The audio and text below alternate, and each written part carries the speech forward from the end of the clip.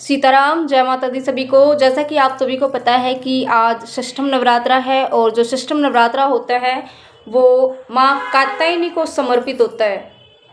जो माँ कात्यायनी होती है वो असुरों का विनाश करने वाली और आप लोगों को एक अलग ही ऊर्जा प्रदान करने वाली देवी मानी जाती हैं।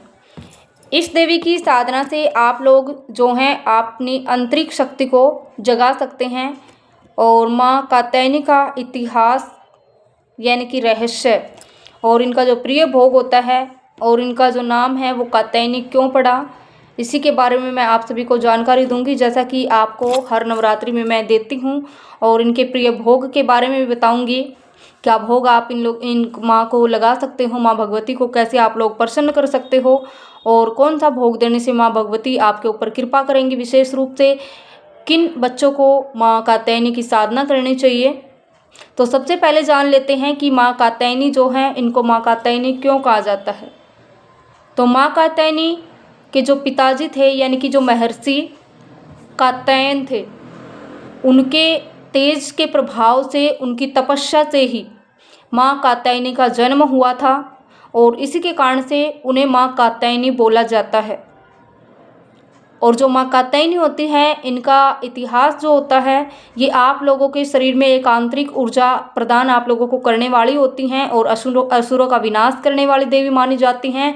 और आप लोगों के साथ में जो किसी प्रकार की कोई समस्या चल रही हो, कोई भयंकर समस्या चल रही हो, कोई बंधन चल रहा हो या फिर किसी भी प्रकार से आप लोगों के शरीर में दोष चल रहा हो कोई, तो उस दोष को दूर करने के लिए माँ कात्यायनी की आप लोग सेवा साधना कर सकते हो। क्योंकि माँ कात्यायनी का जो स्वरूप है वो थोड़ा सा भयंकर है और ये असुरों का विनाश करने वाली है। लेकिन जो सच्चे मन से माँ कात्यायनी की साधना करते हैं, सेवा करते हैं, उनको माँ भगवती आशीर्वाद भी जरूर देती हैं। क्योंकि माँ भगवती का जो स्वरूप होता है वो कितना भी क्रोधित क्यों ना हो, लेकिन वो अपने भक्तों को, अपने बच्चों को कभी भी कष्ट में नहीं देख सकती।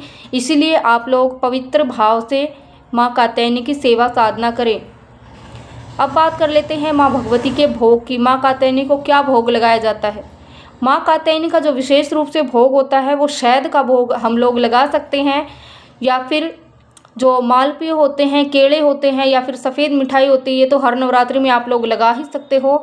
लेकिन जो विशेष रूप से माँ का प्रिय भोग है वो शहद का भोग आप लोग लगाना। माँ कात्यायनी अवश्य ही आप लोगों से प्रसन्न होंगी। और जो विशेष रूप से जो बच्चे साधना करना चाहते हैं माँ कात्यायनी की एक दिन की, जैसे कि आप सभी को मैं हर रोज़ साधना बताती हूँ माँ भगवती की, तो आप लोग साधना भी कर सकते हो।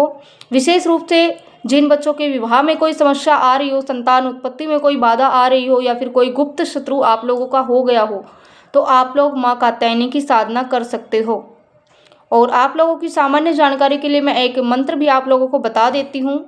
ओम देवी कात्यायने नमः। इस मंत्र का आप 108 बार जाप करेंगे। सबसे पहले आप भगवान गणेश का, फिर भगवान शिव का, माँ भगवती का और उसके बाद माँ कात्यायनी के इस मंत्र का जाप करेंगे। माँ दुर्गा की स्तुति स्तोत्र या फिर कथा भी आप लोग कह सकते हैं साथ में, क्योंकि माँ भगवती की कथा कहने से आप लोगों को बहुत ही अनंत सुख की प्राप्ति होती है।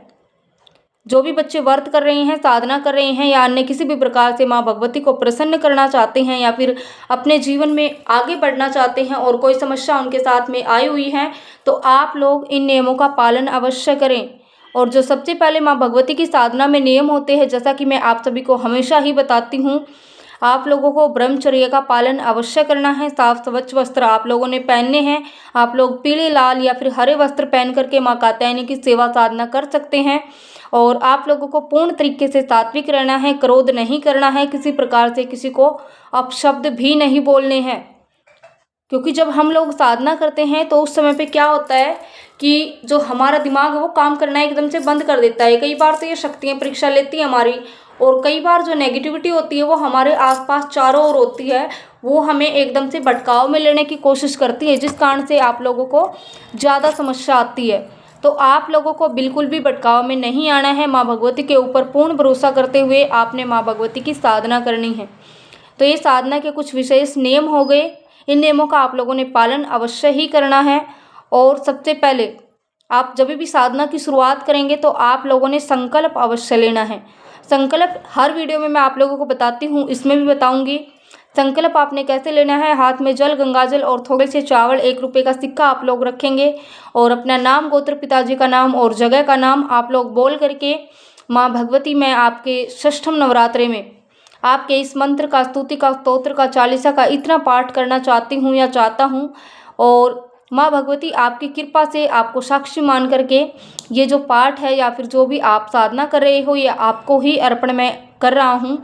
आपके रूप में कोई नेगेटिविटी इसको ना ग्रहण करें, ऐसा आप लोगों ने संकल्प में बोलना है। जैसे ही आपका संकल्प हो जाए तो आपने जो आपके हाथ में है जल, गंगाजल और अक्षत और उसके बाद 1 रुपये का सिक्का, वो माँ भगवती के चरणों में ही आप लोगों ने अर्पण कर देना है।